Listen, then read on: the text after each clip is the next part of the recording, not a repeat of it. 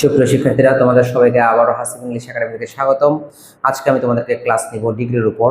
তবে ডিগ্রির সবগুলো নিয়মের উপর নয়, একটি স্পেসিফিক নিয়মের উপর, যে নিয়মটি অত্যন্ত গুরুত্বপূর্ণ এবং খুব জটিল, এবং এটা নিয়ে অনেক শিক্ষার্থীর অনেক ঝামেলা হয়, কারণ এক এক গ্রামার বই এক এক জায়গায় এক একভাবে এটাকে এক্সপ্লেন করেছে। সো আমি তোমাদেরকে সবগুলো নিয়মই তোমাদেরকে দেখাবো কিভাবে এটা করতে হয়। ফর এক্সাম্পল, তোমরা জানো ডিগ্রি তিন প্রকার: পজিটিভ, কম্পারেটিভ অ্যান্ড সুপারলেটিভ। তিন প্রকারের ডিগ্রি রয়েছে। এখানে একটা ডিগ্রি হচ্ছে he is as strong as a lion, এটা আছে। সো এই বাক্যটাকে যদি আমি কম্পারেটিভ করতে চাই, তাহলে তিনটা নিয়মে এটাকে করানো যাবে। যেমন ধরো, এখানে এই সাবজেক্টের জায়গাতে রাখবো হি ইজ, টু বি ভার্বের সাথে আমি নট বসাবো, নট বসালাম, এবং এই এজ এর পরিবর্তে ব্যবহার করব লেস, এবং এই স্ট্রং এর জায়গাতে রাখবো, এটা কোনো পরিবর্তন করব না। আর দ্বিতীয় এজ এর পরিবর্তে আমি ব্যবহার করব দেন, এবং বাকি যে এই লায়ন আছে এই লায়নটা বসিয়ে দেবো। তাহলে এই বাক্যটা পজিটিভ থেকে কম্পারেটিভ হয়ে যাবে। এইটা একটা নিয়ম। আরেকটা নিয়ম হচ্ছে পরের অংশটাকে প্রথমে নিয়ে আসবো, এ লায়ন দ্বিতীয় এজের পরে, আর প্রথম যে অংশটা আছে ঠিক যেভাবে আছে সেভাবে এখানে বসবে হি। এটা একটা নিয়ম। আর এই ইজের সাথে কি বসাবো আমরা? নট। ইজের সাথে বসাবো নট, এবং এখানে লেস ব্যবহার না করে, এই লেস ব্যবহার যদি না করি সেক্ষেত্রে আমি স্ট্রংকে বানাবো স্ট্রঙ্গার। এর আগে দেখো, এই যে অ্যাডজেক্টিভ আছে, অ্যাডজেক্টিভের কোনো পরিবর্তন হয়। যখন লেস ব্যবহার করছি তখন এই অ্যাডজেক্টিভটার কোনো পরিবর্তন হয় নাই, কিন্তু যখন আমি লেস ব্যবহার করি নাই তখন স্ট্রংকে বানাই ফেলবো স্ট্রঙ্গার। আর তাছাড়া আরেকটা হচ্ছে দ্বিতীয় এজের পরিবর্তিতে ব্যবহার করব দেন, এবং এই যে হি রয়েছে সেই হিটা এখানে বসে যাবে। এটা হচ্ছে দ্বিতীয় নিয়ম।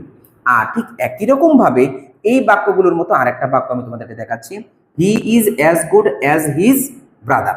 সেক্ষেত্রে আমি এই বাক্যটাকে যেভাবে করব, করার নিয়মটা হচ্ছে এই যে দ্বিতীয় এজ এর পরে যে হিজ ব্রাদার রয়েছে সেটাকে প্রথমে নিয়ে আসবো, হিজ ব্রাদার নিয়ে আসলাম। কোনটার মতো? এই যে এ লায়নের মতো নিয়ে আসলাম। আর প্রথমে যে হি রয়েছে, এর আগে হি এখানে হয়ে গেছিল হি, মানে একই রকম, কিন্তু এখানে হিকে আমরা কি করব? হি এর পরিবর্তে আমরা ব্যবহার করবো হিম, মানে এখানে হিকে হিম বানিয়ে ফেলবো। এটাও করা যাবে। হিকে হিও রাখা যাবে, হিমও রাখা যাবে। এরপরে দেখো, এখানে টু বি ভার্বের সাথে আমি যদি নট ব্যবহার করি, লেস ব্যবহার না করে, শুধু নট তো ব্যবহার করতে হবে। যদি আমি এখানে লেস ব্যবহার না করি তাহলে এখানে গুডের পরিবর্তে আমি কম্পারেটিভ বেটার ব্যবহার করব। আর যদি এখানে লেস ব্যবহার করি তাহলে গুডই থাকবে। আর এখানে সর্বশেষ যে দ্বিতীয় এজ রয়েছে সেই এজের পরিবর্তে ব্যবহার করব দেন, আর হি এর পরিবর্তে ব্যবহার করব হিম। তুমি হি এর পরিবর্তে হিও রাখতে পারবে। আর তুমি যদি চিন্তা করো যে না, এখানে নটের পর আমি লেস ব্যবহার করব, তখন গুডের জায়গাতে থাকবে, এটা কোনো পরিবর্তন হবে না। এই হচ্ছে টোটাল একটা, দুইটা এবং তিনটা নিয়ম। এই তিনটা নিয়মে এই বাক্যটাকে তুমি চাইলে পজিটিভ থেকে কম্পারেটিভ করতে পারবে। এই হচ্ছে টোটাল প্রবলেমেটিক ক্লাস, এবং এই ক্লাসটা আশা করছি তোমরা বুঝতে পেরেছো। কারণ ডিগ্রি করতে গেলে এগুলো এসএসসি পরীক্ষায় আসে, বিভিন্ন চাকরির পরীক্ষায় আসে, বিভিন্ন ইউনিভার্সিটির অ্যাডমিশন টেস্টে এই রুলসগুলো আসে ডিগ্রির ক্ষেত্রে। এবং কিভাবে পজিটিভ থেকে কম্পারেটিভ করতে হয় এই নিয়মগুলো তোমরা ভালোভাবে করবে। আশা করছি তোমরা বুঝতে পেরেছো। ধন্যবাদ তোমাদের সবাইকে হাসিব ইংলিশ একাডেমির পক্ষ থেকে।